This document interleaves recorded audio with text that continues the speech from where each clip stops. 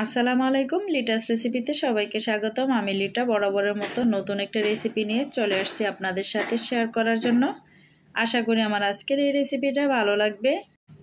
আজকে আমি আপনাদের সাথে শেয়ার করব মাছ মাংস ছাড়া সবচেয়ে সহজে আর সবচেয়ে সুস্বাদু করে কিভাবে মাশকালার ডাল আমি রান্না করি সেই একটা রেসিপি। তো চলুন আমি কিভাবে মাশকালার ডালটা রান্না করি সেটা শেয়ার করি।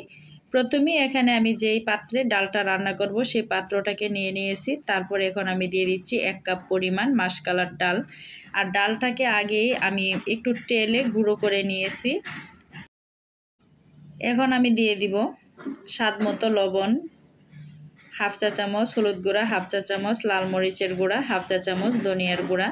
মাশকালার ডালে সাধারণত ঝালের পরিমাণটা একটু কম দিলেই ভালো লাগে, তারপরও সেটা আপনার পছন্দ মতো দিয়ে নেবেন। দিয়ে দিচ্ছি আমি 1 চা চামচ পরিমাণ রসুন পেস্ট আর হাফ চা চামচ পরিমাণ আদা পেস্ট। যেহেতু এটা ডাল এর জন্য আমি রসুনের পরিমাণটা একটু বেশি দিয়েছি। এখন আমি দিয়ে দিব 2 টেবিল চামচ পরিমাণ পেঁয়াজ কুচি, আর দিয়ে দিব 3টা কাঁচামরিচ, আর ধনিয়া পাতার কুচিটা আর টালা জিরার গুঁড়া, এই দুইটা আমি পরে দিয়ে দিব। তো এখন আমি পেঁয়াজটা আর কাঁচামরিচটা দিয়ে নিচ্ছি। তো এই দুইটা রেখে দিব। তারপরে দিয়ে দিব আমি 1.5 টেবিল চামচ পরিমাণ রান্নার রেগুলার তেল। তেলটা দিয়ে নিয়েছি। এখন আমি হাত দিয়ে একটু পেঁয়াজটাকে নরম করে দিচ্ছি, একটু মাখিয়ে নিব, তারপরে নরম হয়ে যাবে।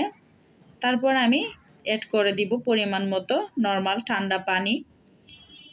যেহেতু এই ডালটাকে আমি আগে তেলে ব্লেন্ডারে গুঁড়ো করেছি, তো সেজন্য কিন্তু এই ডালটা একটু ফুলে উঠবে। আমি এখানে একটু বেশি করে পানি দিতে হবে। তো প্রথমে আমি অল্প অল্প করে পানি দিয়ে নিচ্ছি।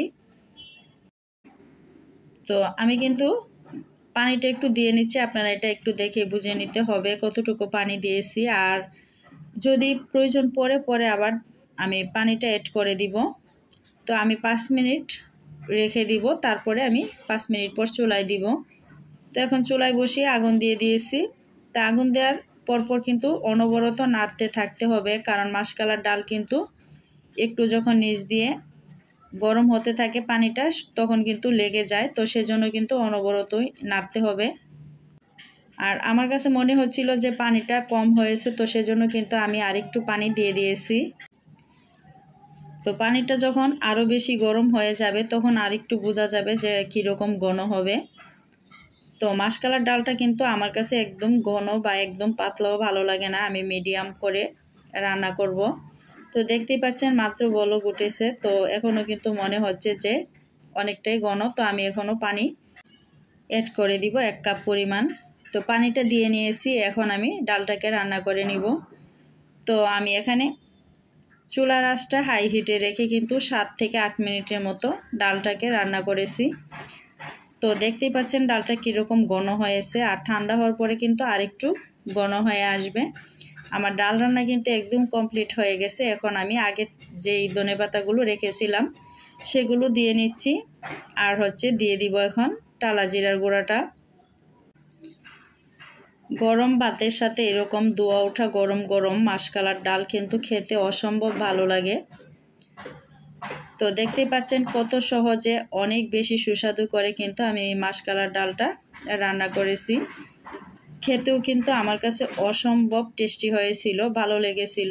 তো দেখতেই পাচ্ছেন কালারটাও কত সুন্দর এসেছে।